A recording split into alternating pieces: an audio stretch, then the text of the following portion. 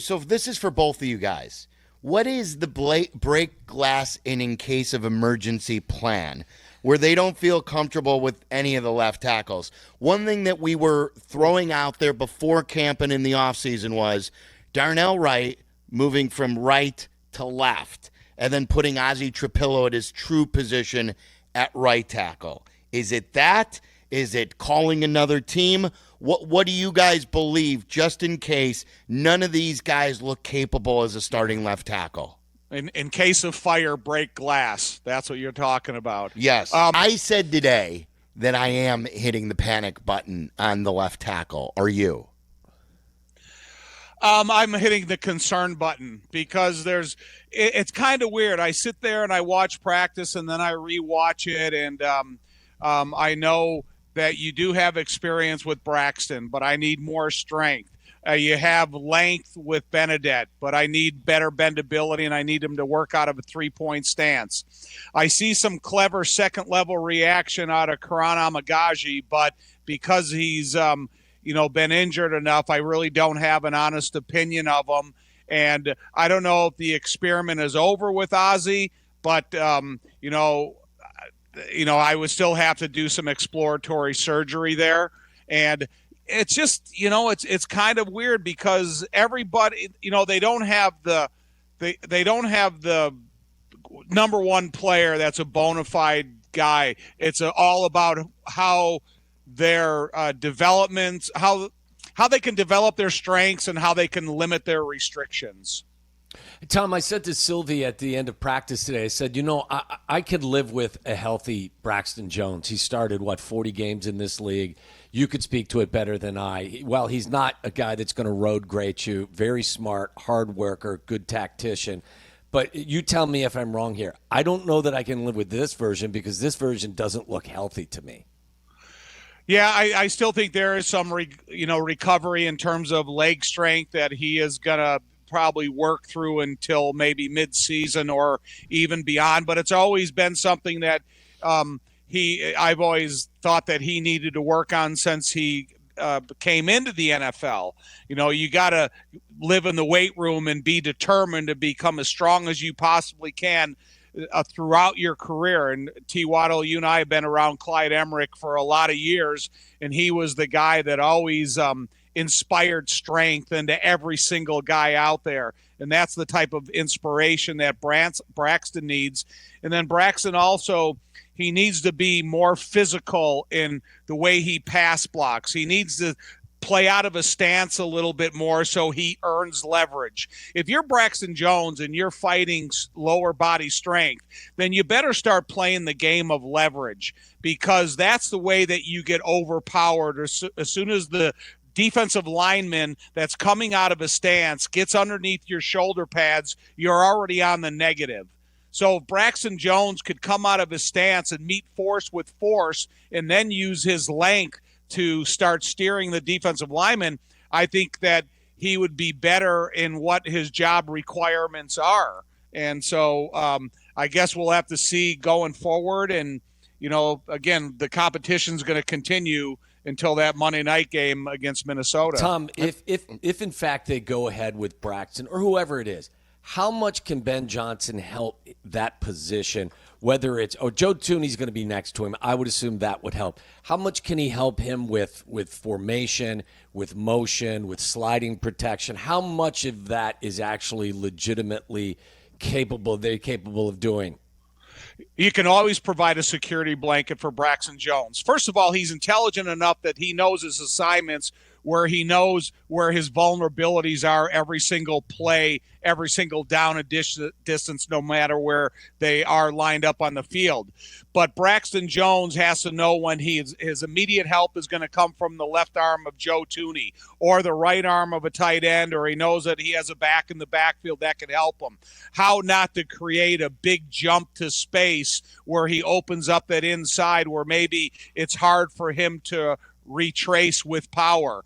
I do think that Braxton has the experience to understand that. But then you look at Ben Johnson. Okay, man, I'm going to live a play action life, because that's when you can allow these offensive linemen to come off the ball with such aggressiveness, because you're just trying to sell the play to the defense. So it's not like you have to have a sustained pass blocking assignment that lasts 2.5 to 3.5 seconds. It's just a matter of coming off the ball low, make an impact in selling the play to the second level and the third level that it looks like a run. So there are a lot of plays that I believe Ben Johnson could help vulnerability out of position until it comes up to speed.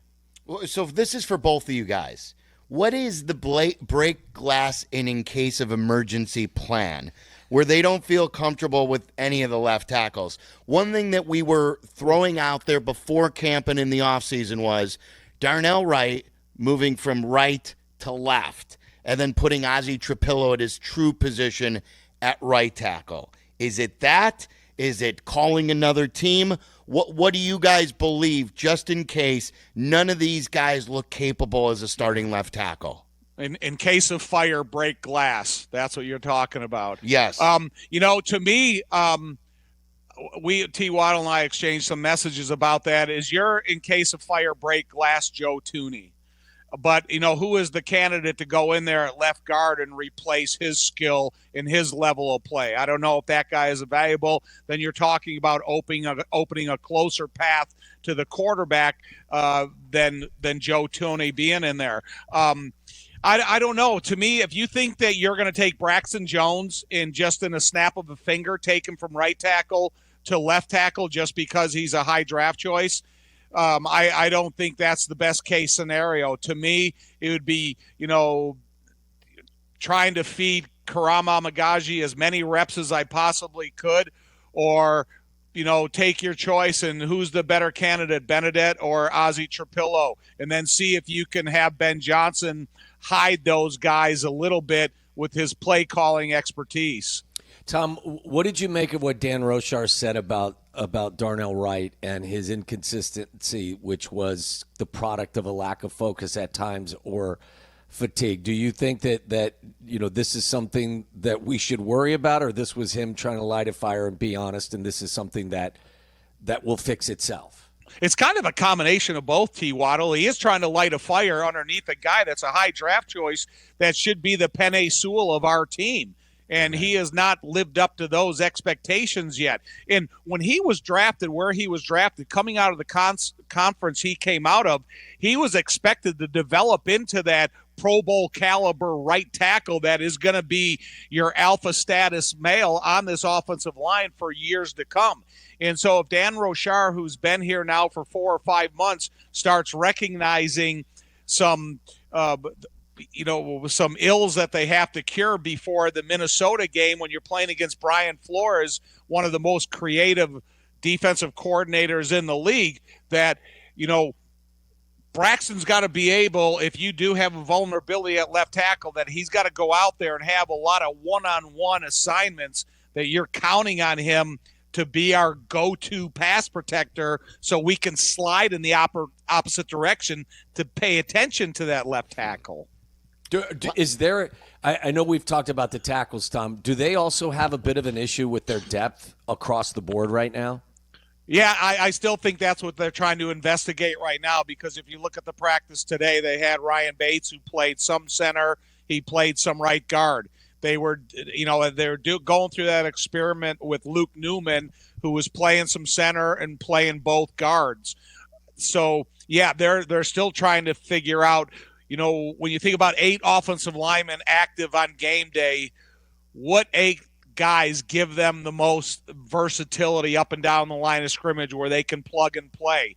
And Ryan Bates was supposed to be that guy since he's got here. He's just got to stay healthy, because in the last week and a half of camp, he has been having, some solid practices, at multiple positions. And I think that's super encouraging to the Bears and the way they're going to figure out game day roster.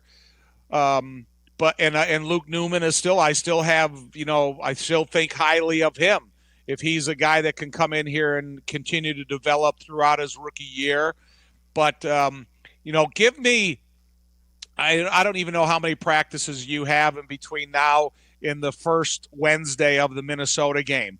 I would try to feed Karan Amagaji as many reps as I possibly could to see if he could be my right and left tackle swing guy. Plus, could I put him in stance at offensive guard to see if he could work inside there? He's intelligent enough. He's got the athleticism. I was watching him in practice today. There's a couple second-level blocks that he had that he went out there, and athletically he looked really solid in having the confrontation against the linebacker that he was going to have. So I think, to me, he breathed some life back into me being on the field, but now I need to see him on the field for multiple weeks. Tom, where is the offense right now in your estimation? How far have they come, and how far do they still have to go? I think they're about a third of the way there, what they're ultimately, hopefully, going to be by the bye week. But I do still think that they probably need another 2,500 reps with Caleb behind center. So he knows what he's saying out of the huddle. And then he's being able to use the cadence as a weapon to where the offensive line starts understanding the predictability of his cadence. Right now, when you see all those false starts and those offsides and stuff, a lot of it has to do because these guys aren't familiar with the rhythm of the cadence. And it's such an important weapon for an offense to be able to use, especially at home, that the continuous amount of reps that they can get with Caleb, and when they do make cuts, they'll increase those reps by 2/3. So it's on the verge. It's coming. I know that I don't get social media, but coming home and listen to Carmen Yerk, and you repeatedly typed in the word fantastic. So coming from Mark Silverberg, that's what you say. So I'm encouraged. I'm encouraged to hear what you're seeing. Well, wait. So I want to make sure I heard you correctly. You said 2,500 more reps. Yeah. That's so, like how long does that take to get 25? What is that? Another month of reps? Yeah. Probably so. And even Ben said he's glad they have that bye week in the week 5 of the season, so they can kind of go over everything and can start understanding what he's seen, where they need to go, and what's in the future. And listen, that is a difficult aspect of having this rhythm of a cadence, because it's a hard count. It's not a consistent rhythm. And whether you're, played thousands of reps with Jim McMahon, or even going to the Dolphins and playing with Marino and the quarterbacks they had down there, you kind of fall into an understanding just by listening to their cadence, what the count is on. And so, yeah, I do think it's going to take quite a few more reps to become familiar with that cadence from Caleb, where he can use it as much of a weapon at the line of scrimmage that any play that's called. Because if all of a sudden you get the defense being herky-jerky because they don't understand the rhythm of the cadence, now it gives an advantage to the offense. Tom, and then it gives the offense, Ben, the advantage knowing how to call it. I was going to say, apologize. I was going to ask you, or for the average football fan that may be listening and say, are you kidding me? Like, cadence is a problem and they're jumping off sides. He's struggling to hear the play, call the play. Tell people how difficult it is for all of that stuff. And maybe are you a little surprised that he's not further along with all of that procedural stuff? I'm not, because I know the difficulty in mastering the terminology to know what it means to every single guy in the huddle. Plus, you're also calling the audible in case the defense doesn't offer you what you're expecting out of them. And now you have to, within the nth of a second during your cadence, you got to be able to yell kill, kill, kill, and go back to your cadence, to the audible you called, what you called, and how it fits into the details of every one of those other 10 guys.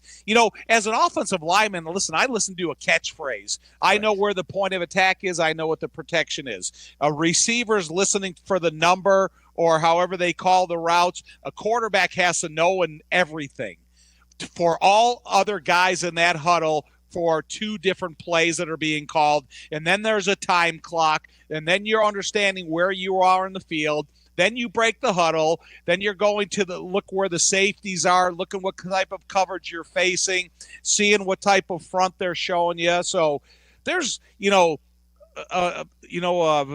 different details per, evaluation at the line of scrimmage that the quarterback has to go through every single play. So I'm not disappointed or surprised where they're at. I just kind of realistically understand that they have a lot more reps that they're going to be able to go through both on the practice field, in the classroom, and then watching video both on their own and in meetings. Tom, enjoy the beginning of your weekend, and it's back to work on Sunday. Can't wait to see you and talk to you in the booth on Sunday night. Look forward to it, and I hope you get some great calls at halftime, Silvy. You got it. Thank you.